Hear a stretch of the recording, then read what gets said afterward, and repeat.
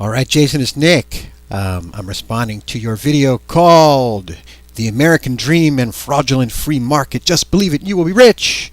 Another great video. Wait a minute. Maybe I'm just being a yes man, like Eric says.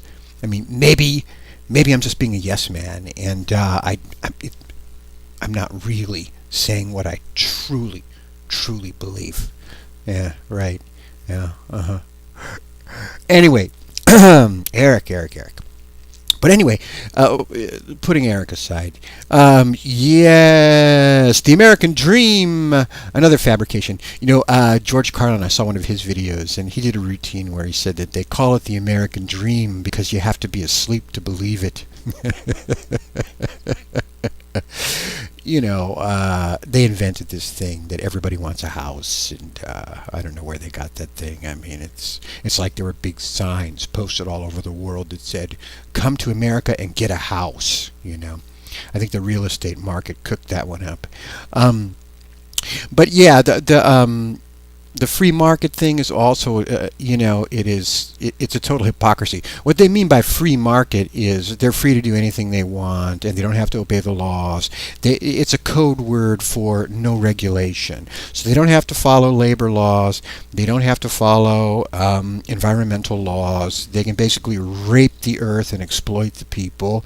And, that's because it's a free market, and they use the word free, again, to try to elevate it as if it were some real high ideal like freedom itself or liberty or something. But it's just a code word for we don't want to have to follow any laws, and we just want, pure private property. We're lucky enough to have some spare capital, and therefore we're going to use it and we're going to exploit you because you need it. You need to survive. So, we're just lucky. We have some spare capital. So if you want it, you got to work for us at the lowest possible wages we can pay. And that's what they're doing all over the world. That's why they exported all the jobs out of the United States. The disappointment I have with the unions right now is they should be organizing all over the planet. They call themselves internationals, the unions, but usually they just mean Canada, maybe a touch of Mexico now, but it really should be truly international. You have to go all over the world because wherever they're oppressing people for the lowest wages they can pay, they're exporting the jobs over there, and it just makes good sense that if you could raise the standard of living of everybody in the world, then everybody would benefit, but I think right now they're focused on just protecting what they have left, and trying to get concessions, which is unfortunate. So yeah, the free market. I've had these arguments with libertarians, and they always do two things. They always tell me I'm a Marxist, and they always tell me that I don't understand economics. I understand some very obvious things. I understand that if one guy's got $50 billion and the other guy's starving, that's an unjust situation. That's just unjust. That's an unjust distribution of wealth. We got to have a better balance. What's the statistic now? I think it's 2% of the people in the country own some ridiculous amount of resources, like 85% of the resources is in the hands of two people.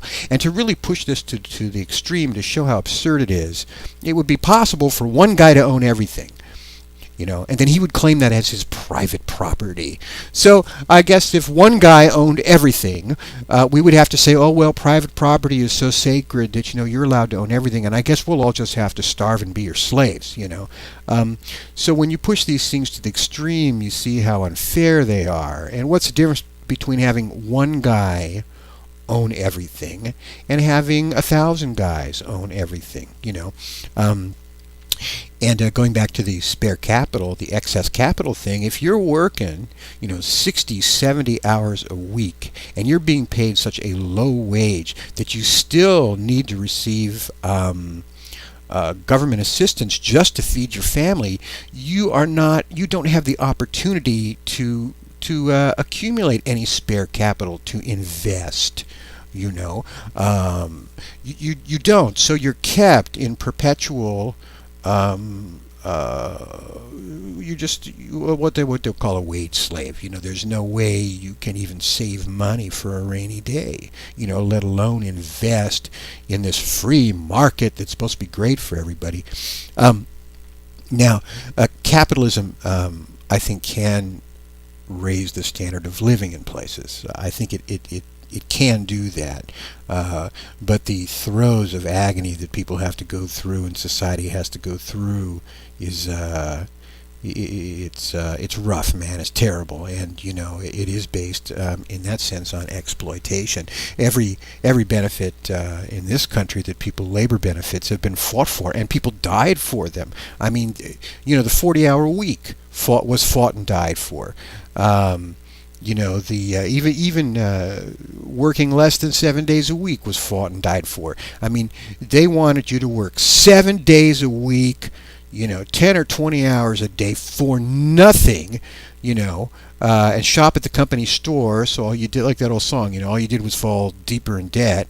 And then if you went to your employer and you said, gee, I'm having a kid, can I have a raise? They'd say, oh, well, you're having a kid. Well, sorry, no raise. But your kid can work in the factory too. We'll pay him 2 cents an hour. That's real generous.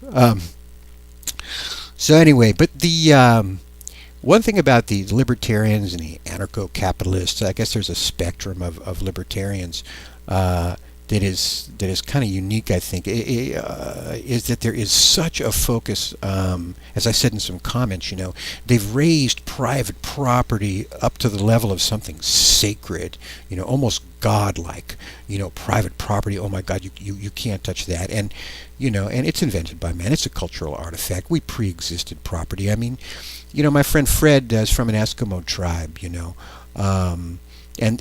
the land was, I mean, you lived with nature and the natural cycles. You didn't have fences, and as he said, he'll tell you, my people lived 10,000 years without a jail.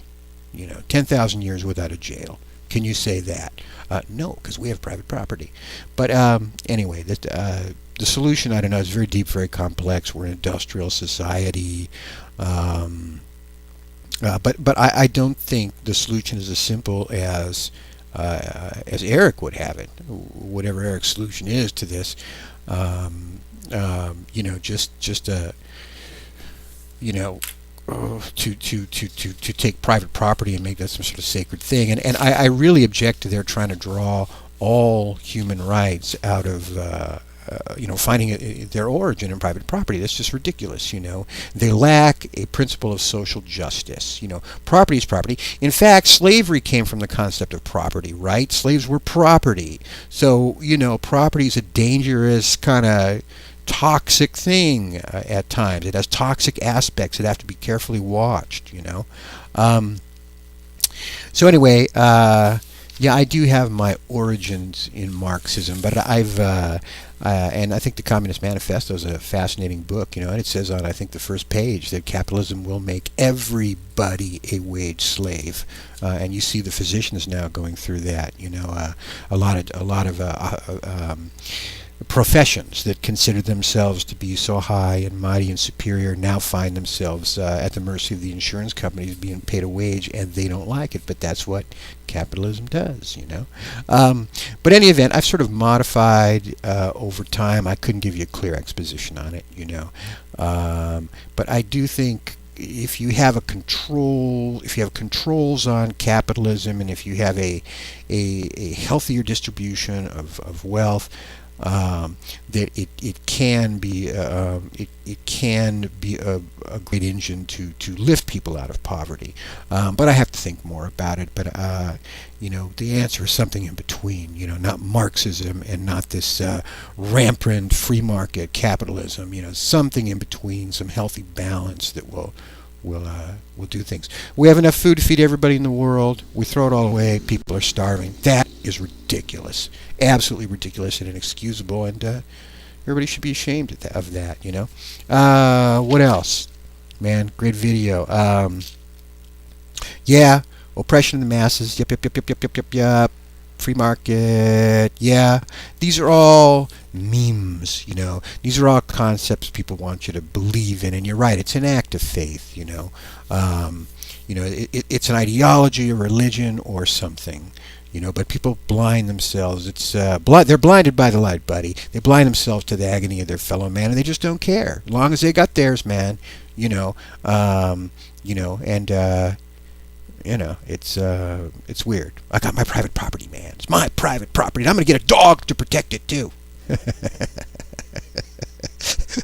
And the police to back me up, right? Yeah. The police protect property, man. They say they protect life and property, but quite often you'll find that they'll protect property over life. Take care, man. Bye.